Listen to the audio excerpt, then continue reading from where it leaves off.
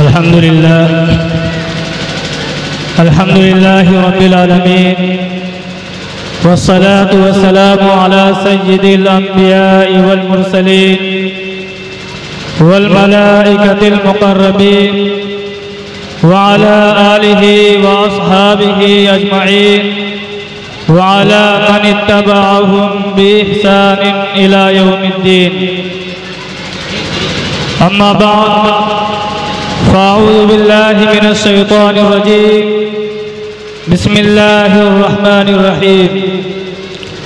या बनी आदम क़द अंज़लना अलैकुम लिबासन युवारी सौआतिकुम व रिशा व लिबासुत तक़वा ज़ालिका खैर ज़ालिका मिन आयातिल्लाहि लअल्लहुम यज़्ज़क्करून। सदक़ल्लाहुल अलीयुल अज़ीम।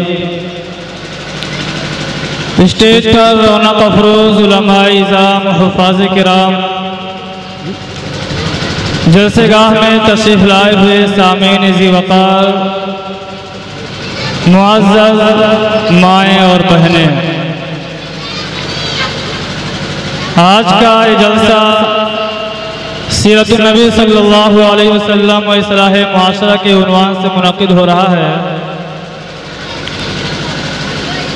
जिस उन्वान से इस जलसे का इनेकाद हो रहा है वो दोनों उन्वान एक दूसरे के लाजिम और मलजूम हैं। जहाँ नबी अकरम सल्लल्लाहु अलैहि वसल्लम की सीरत होगी, वहाँ का मुआशरा और वहाँ की समाज दुरुस्त होगा, और जहाँ मुआशरा और समाज दुरुस्त होगा तो ये समझो कि वहाँ नबी अकरम सल्लल्लाहु अलैहि वसल्लम की सीरत मौजूद है। यकीनन हमारे मुआशरे में, हमारे समाज में बहुत सी बुराइयां हैं, बहुत सी खराबियां हैं जिन पर तवज्जो दिलाने की ज़रूरत है। गफलत और लापरवाही की वजह से हमारे समाज में बड़ी बड़ी खराबियां मौजूद हैं। अभी आप हजरात के सामने हजरत मौलाना मोहम्मद इमरान साहब कासमी दामत बरकातुहुम ने हमारे मुआशरे और समाज में पाई जाने वाली चंद बुराइयों और खराबियों की तरफ तवज्जो दिलाई। उम्मीद है कि आप हजरात उसकी तरफ तवज्जो फरमाएंगे और अपने अंदर से इन बुराइयों को दूर करने की कोशिश करेंगे। मैं भी मुख्तसर से वक्त में अपने मुआशरे में पाए जाने वाली कुछ बुराइयों और अल्लाह की एक बड़ी नेमत के सिलसिले में चंद बातें अर्ज करके अपनी जगह लूँगा। मैंने कुरान हकीम की एक आयत तिलावत की है। उस आयत के अंदर अल्लाह ने अपनी एक बहुत बड़ी नेमत का जिक्र फरमाया है और उस नेमत के दो मकसद भी बयान फरमाए हैं। अल्लाह रब्बुल इज़्ज़त इरशाद फरमाते हैं, या बनी आदम क़द अंज़लना अलैकुम लिबासा युवारी सौआतिकुम व रिशा। अल्लाह की नेमतें तो हमारे ऊपर इतनी हैं कि अगर हम गिनना चाहें तो गिन नहीं सकते हैं। यह बात अल्लाह ने कुरान हकीम के अंदर भी इरशाद फरमाई, व इन तउद्दू निअमतल्लाहि ला तुहसूहा। अल्लाह की नेमतों को गिनना चाहोगे तो गिन नहीं सकते। अल्लाह की उन सारी नेमतों में से एक नेमत जिसका तज़किरा अल्लाह ने इस आयत के अंदर फरमाया, वह नेमत है लिबास। लिबास जिसको हम और आप कपड़ा कहते हैं, यह लिबास और यह कपड़ा ये भी अल्लाह की एक नेमत है और अल्लाह ने नेमत के तौर पर इसका तज़किरा इस आयत के अंदर फरमाया, या बनी आदम क़द अंज़लना अलैकुम लिबासा। आए औलाद आदम, आए आदम की औलाद, हमने तुम्हारे लिए लिबास उतारा, लिबास पैदा किया, हमने तुमको लिबास अता किया। ये लिबास अल्लाह की बहुत बड़ी नेमत है। जरा थोड़ी देर के लिए आप गौर करें और तसव्वुर करें कि अगर अल्लाह ने लिबास पैदा न किया होता, लिबास हमको न दिया होता और हम बगैर लिबास के यूं ही बरहना और नंगे होते तो फिर हमारी क्या कैफियत होती। लेकिन अल्लाह ने लिबास पैदा फरमाकर, कपड़े इनायत फरमाकर हमारे ऊपर इतना बड़ा एहसान किया कि इस एहसान का हम शुक्र अदा नहीं कर सकते। अल्लाह ने इसीलिए इस आयत के अंदर लिबास को इनाम के तौर पर जिक्र किया है। मुफस्सिरीन फरमाते हैं कि कद अंज़लना में इशारा इसी बात की तरफ है कि अल्लाह ने गोया आसमान से एक नेमत तुम्हारे ऊपर उतारी है लिबास की शक्ल में। लिबास अल्लाह ने जो पैदा किया, ये किस मकसद के लिए पैदा किया, ये किस मकसद के लिए हमें और आपको दिया। आगे बात बढ़ाने से पहले मैं एक बात ये भी अर्ज करता चलूं कि हम और आप मुसलमान हैं। मुसलमान आजादाना जिंदगी गुजारने का हक नहीं रखता है, बल्कि एक मुसलमान वो चंद कायदों में मुक़य्यद होता है, वो बिल्कुल आज़ादी के साथ जिंदगी गुजारने का हक नहीं रखता है। इंसान पैदाइश से लेकर मौत तक वो इस्लामी अहकाम का पाबंद है, इस्लामी कवानीन का, इस्लामी शराइत का वो पाबंद है। उस पाबंदी से हटकर उसको जिंदगी गुजारने का हक नहीं है। हमको खाना है, खाने में भी हम पाबंद हैं। हमको आज़ादी नहीं मिली है कि हम जो चाहे खाएं, जो चाहे पिएं। हम कमाते हैं, पैसों की जरूरत है, कमाने में भी हम आज़ाद नहीं हैं। हम कमाते वक्त भी कुछ शर्तों के पाबंद हैं।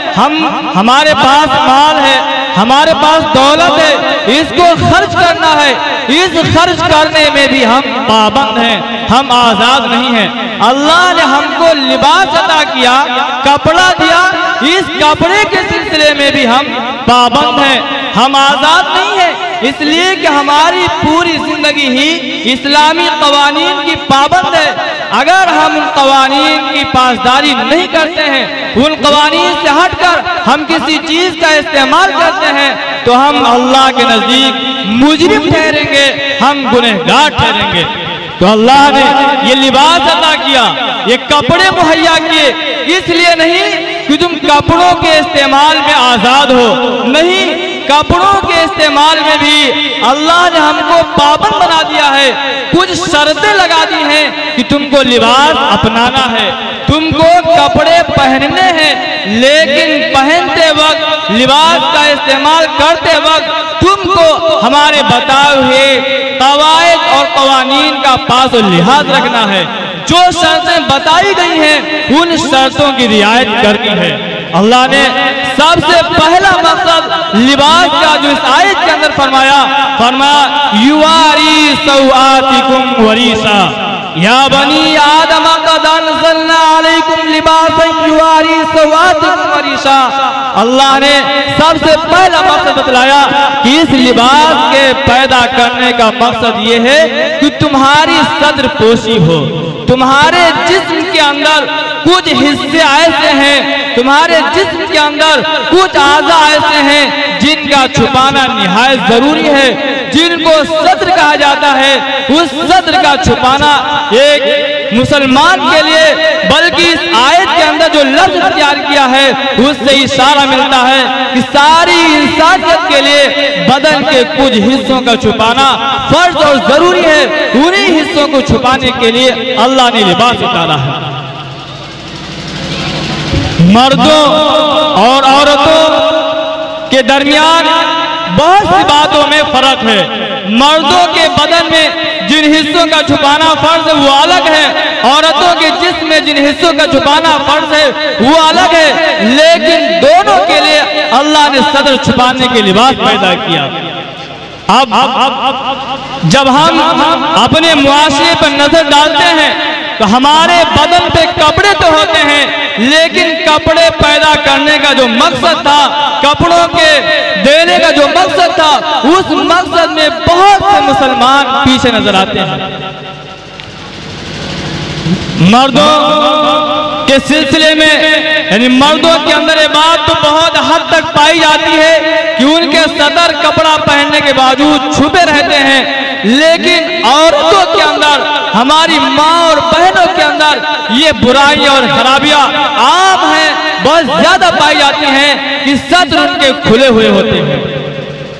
मर्द का सतर नाभ से लेकर पैर के घुटने तक है, जिसका छुपाना फर्ज है, लेकिन एक औरत के लिए चेहरे और हथेली और पिंडली के अलावा पूरा बदन उसका सत्र है। हाथ की कलाइयां उसका सत्र में दाखिल है, कंधे सत्र में दाखिल हैं, सर के बाल सत्र में दाखिल हैं, पैर के पिंडलियां सत्र में दाखिल हैं। लेकिन जरा हम अपने घर की औरतों पर नजर डालें और देखें क्या वो ऐसा कपड़ा इख्तियार करती हैं कि जिसकी वजह से उनकी कलाइयां छुपी हुई हो, जिसकी वजह से उनके सर के बाल छुपे हुए हो, जिसकी वजह से उनके पैर की पिंडलियां छुपी हुई हो।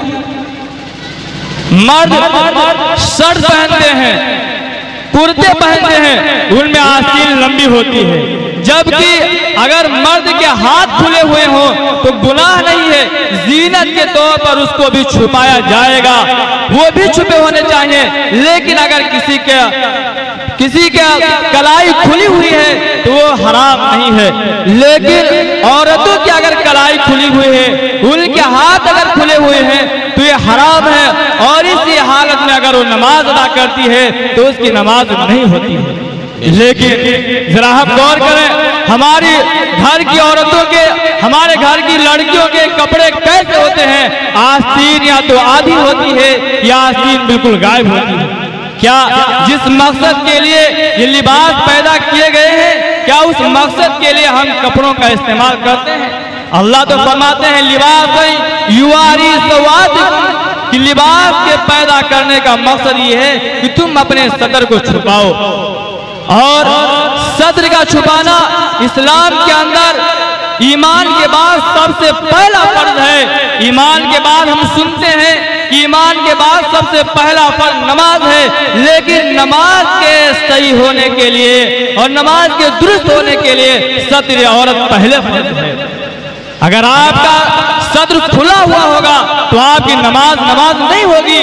अब हम सत्र के छुपाने में कितने गाफिल और कितने लापरवाह है, ऐसे कपड़ों का हम इस्तेमाल करते हैं जिसकी वजह से हमारे सत्र छुप नहीं सकते। और ये हमारे सत्र पोशी का सबसे बड़ा दुश्मन हमारा शैतान है, और शैतान ने इंसान के ऊपर सबसे पहला जो हमला किया है वो हमारे सत्र के ऊपर हमला किया है। जब अल्लाह ताला ने हज़रत आदम और हज़रत हव्वा अलैहिस्सलाम को जन्नत के अंदर रखा और फरमाया या आदम उस्कुन अंत व ज़ौजुकल जन्नत फकुला मिन हैतु शि'तुमा वला तक़रबा हादिहि शजरता फतकूना मिनज़ ज़ालिमीन। अल्लाह ने आदम और हव्वा अलैहिस्सलाम को हुक्म दिया कि जन्नत के अंदर रहो, जहाँ चाहो जो चाहो खाओ पियो, लेकिन अल्लाह ने मना कर दिया उस फुला दरख्त के करीब मत जाना, वरना नामुनासिब काम करने वालों में से तुम्हारा शुमार होगा। शैतान इंसान का खुला दुश्मन था। अल्लाह के मना फरमाने की वजह से आदम और हव्वा उस दरख्त के करीब नहीं जा रहे थे, लेकिन शैतान ने बहका दिया। शैतान ने दिल के अंदर वसवसा डाला कि जानते हो इस दरख्त को खाने से क्यों मना किया है, इसलिए कि अगर तुम खा लोगे तो तुम या तो फरिश्ता बन जाओगे या तुम हमेशा जन्नत के अंदर रहने वाले हो जाओगे, इसलिए तुमको खाने से मना किया गया है। तुम नहीं खाओगे तो फरिश्ता नहीं बन सकते, तुम नहीं खाओगे तो जन्नत के अंदर तुम हमेशा नहीं रह सकते, इसलिए अगर जन्नत के अंदर तुमको हमेशा रहना है तो जाकर के दरख्त के फल खा लो। हज़रत आदम और हज़रत हव्वा अलैहिस्सलाम शैतान के बहकावे में आ गए और उस दरख्त को खा लिया। शैतान जानता था कि जब ये दरख्त के फल खा लेंगे तो इनके बदन के ऊपर जो कपड़ा है वो कपड़ा उतर जाएगा, ये बिल्कुल नंगे और बहाने हो जाएंगे, और अब अल्लाह ताला इनको इस हाल में जन्नत के अंदर रहने नहीं देंगे। तो शैतान का मकसद था इन दोनों को जन्नत से निकलवाना, इनके बदन से कपड़े उतार कर जन्नत से इनको बाहर करवा देना। लेकिन कहा क्या, वसवसा क्या दिलाया और बहाना क्या बनाया कि जब इस फल को खा लोगे तो तुम जन्नत के अंदर हमेशा रहने वाले बन जाओगे। चुनांचे बहकावे में आकर जब दोनों ने उस दरख्त के फल खा लिए तो उनके बदन के ऊपर जो कपड़े थे वो सारे कपड़े गिर गए और दोनों बिल्कुल बरहना और नंगे हो गए। लेकिन अब दोनों एक दूसरे से शर्म करने लगे और उस शर्म की वजह से दरख्त के पत्तों को उठा उठाकर अपने बदन पर रखने लगे ताकि हमारा सर छुप जाए और पर्दा हमको हासिल हो जाए। अल्लाह ताला ने कहा, क्या मैंने मना नहीं किया था तुमको? क्यों खा लिया तुमने? तुम शैतान के बहकावे में क्यों आ गए? मुफस्सिरीन फरमाते हैं कि देखो यहाँ पर शैतान ने सबसे पहला हमला जो आदम और हव्वा पर किया वो ये किया कि उनके बदन से उनके कपड़े उतरवा दिए। आज भी हमारा दुश्मन शैतान हमारे साथ वही मामला कर रहा है कि हमारे बदन से हमारे कपड़े उतरवा रहा है और सदरपोशी में हमको गाफिल और लापरवाह कर रहा है। इसलिए कपड़ा तो पहनते हैं लेकिन कपड़ा पहनने के बावजूद भी हमारा सदर नहीं छुपता है। मैंने बतलाया कि मर्द कुछ हद तक सदरपोशी में बहुत वो कामयाब है, लेकिन बहुत से लोग ऐसे भी होते हैं जो कपड़ा ऐसा पहनते हैं जिसकी वजह से उनके घुटने खुले हुए होते हैं, उनकी रानें खुली हुई होती हैं और दूसरों के सामने बैठे हुए होते हैं। सदर का खोलना किसी के सामने ये हराम है। अगर किसी की नजर पड़ती है तो ये हराम होगा, इसलिए सदर का छुपाना इंतहाई अहम और फर्ज है। और औरतों के सिलसिले में जैसा कि मैंने अर्ज किया कि पूरा बदन सिवाय चेहरे, हथेली और पिंडली के पूरा बदन सदर में दाखिल है और अगर सदर खुला हुआ है तो आपकी नमाज नहीं होगी। बहुत सी औरतें होती हैं निस्फ आस्तीन के कपड़े पहने होती हैं और नमाज पढ़ते वक्त दुपट्टे से वो अपने हाथ को बंद कर लेती हैं और समझती हैं कि अब हमारा हाथ बंद हो गया, सदर औरत हो गया, हमारी नमाज दुरुस्त हो गई। लेकिन जरा गौर करो कि जिस वक्त वो नमाज के लिए खड़ी है और नियत बांधे हुए है, वाकई नियत बांधने की हालत में दुपट्टे से आपके हाथ छुपे रह सकते हैं, लेकिन जिस वक्त तुम रुकू के अंदर जाओगी तो तुम्हारे हाथ खुल जाएंगे, फिर तुम्हारा सदर खुल जाएगा, फिर तुम्हारी नमाज नहीं होगी। इसलिए सदर औरत के सिलसिले में हमारी माँ और बहनों को खुद गौर करना चाहिए और हमारे मर्दों को भी गौर करना चाहिए कि हमारे घर की औरतें, हमारे घर की लड़कियां कैसा लिबास पहनती हैं। उस लिबास की वजह से उनके सर छुपे हुए हैं या खुले हुए हैं। अगर हम इसकी तरफ तवज्जो नहीं देंगे तो कल कयामत के दिन हमारी ही पकड़ होगी। इसलिए कि हम में से हर एक अपने घर वालों का जिम्मेदार है और अल्लाह के नबी सल्लल्लाहु अलैहि वसल्लम ने फरमाया कि हर जिम्मेदार शख्स से उसकी जिम्मेदारी के बारे में कयामत के दिन पूछगछ होगी। तो अल्लाह ने फरमाया लिबासन युवारी सवातिकुम, कि लिबास पैदा करने का मकसद ये है कि तुम्हारे सद्र छुपे हुए हों, वरीशा, और दूसरा मकसद बतलाया कि इस लिबास का मकसद एक ये भी है कि तुम्हारे अंदर खूबसूरती आ जाए। सद्र तुम्हारा छोटे से कपड़े से भी छुप सकता है, लेकिन उससे जायद कपड़ा अल्लाह ताला ने इसलिए दिया ताकि तुम्हारे अंदर खूबसूरती आ जाए। अल्लाह ताला ये चाहते हैं कि हमारा बंदा खूबसूरत बन करके रहे, हुस्न और जमाल के साथ रहे। इसलिए एक हदीस के अंदर अल्लाह के नबी सल्लल्लाहु अलैहि वसल्लम का इरशाद है, इन्नल्लाह जमीलुन युहिब्बुल जमाल, अल्लाह ताला खूबसूरत है और अल्लाह ताला खूबसूरती को पसंद फरमाते हैं। इसलिए हमारा कपड़ा ऐसा हो कि जिससे देखने में हम अच्छे हों, हम दूसरों के सामने जाएं तो हमको अच्छी निगाह से देखें। ऐसा ना हो कि हमारा कपड़ा ऐसा हो कि जिसकी वजह से हम लोगों की निगाह में अच्छे ना लग रहे हों। आज हम अपनी महफिलों में जाते हैं, उस वक्त इस बात का ध्यान रहता है कि हम अच्छे कपड़े पहनकर ज़ेब और ज़ीनत के साथ, हुस्न और जमाल के साथ मजलिस के अंदर जाएं। लेकिन जब हम अल्लाह की बारगाह में हाजिर होते हैं, जब हम नमाज पढ़ने के लिए मस्जिद में जाते हैं, तो यूं ही चले जाते हैं ऐसे कपड़े पहन करके कि जिस कपड़े को पहनकर हम लोगों की मजलिसों में, तकरीबात में, शादी ब्याह के अंदर जाने को नापसंद करते हैं। इसलिए अल्लाह के दरबार में जब हम जाएं तो ऐसा कपड़ा हमारे जिस्म के ऊपर हो कि जिससे हम खूबसूरत लग रहे हो, हमारे अंदर हुस्न जमाल की सिफत पाई जा रही हो। इसलिए इस लिबास जो अल्लाह ताला ने हमको दिया है, इसके सिलसिले में इस आयत के अंदर अल्लाह ताला ने जो दो बातें इरशाद फरमाई हैं, इन दो बातों पर हमको बहुत ही एहतिमाम के साथ अमल करना चाहिए। बातें बहुत हैं और लिबास के मुतालिक वो बहुत सी तफसीलात अहादीस के अंदर अल्लाह के नबी सल्लल्लाहु अलैहि वसल्लम ने बयान फरमाई है। और सारी बातें मैं आप हज़रात के सामने रखना चाहता था कि इस्लाम ने लिबास के सिलसिले में हमें किन किन शर्तों का पाबंद बनाया है, लेकिन चूंकि वक्त सिर्फ 15 मिनट का दिया गया है, इस 15 मिनट में सारी बातें रखना नामुमकिन है। इसलिए दो बातें जो अहम थी कि इस लिबास से हमारा सर छुपा हुआ हो, लिबास से हमारे अंदर खूबसूरती और जमाल हो, इन दो बातों को हमें अपने सामने रखना चाहिए। और इन दो बातों को रखकर और सब्र के सिलसिले में इंतहाई हमको जो है मुहतात रहना चाहिए। और एक बात यहाँ पर अर्ज करता चलूं जो मैं बारहा अर्ज करता रहता हूँ कि अल्लाह के नबी सल्लल्लाहु अलैहि वसल्लम ने फरमाया कि कुछ औरतें ऐसी हैं जो कपड़ा पहनने के बावजूद भी नंगी हैं। और अल्लाह के नबी सल्लल्लाहु अलैहि वसल्लम ने फरमाया क्या ऐसी औरतें जो कपड़ा पहनने के बावजूद भी नंगी हैं, ये जन्नत में नहीं जा सकती। और जन्नत में क्या जाएंगी, जन्नत की खुशबू भी नहीं सूंघ पाएंगी, जबकि जन्नत की खुशबू कई मील दूर तक जा रही होगी। अब आप अंदाजा लगाइए कि जो औरतें कपड़ा पहनने के बावजूद भी नंगी होती हैं, उनको इतना करीब जन्नत के नहीं होने दिया जाएगा कि जिससे वो जन्नत की खुशबू सूंघ सके। अब आप सोच रहे होंगे क्या ऐसा कैसे हो सकता है कि कपड़ा भी पहने हो और नंगी भी हो। हाँ, मुहद्दिसीन फरमाते हैं कि इसकी दो सूरतें हो सकती हैं। एक तो ये कि जिस्म के ऊपर इतना भारी कपड़ा है कि कपड़ा पहनने के बावजूद जिस्म अंदर से झलक रहा है। एक मर्तबा अल्लाह के नबी सल्लल्लाहु अलैहि वसल्लम के पास आपकी साली हजरत अस्मा बिन्त अबी बकर रज़ियल्लाहु ताला अन्हा आई और बहुत बारीक लिबास पहने हुए थी।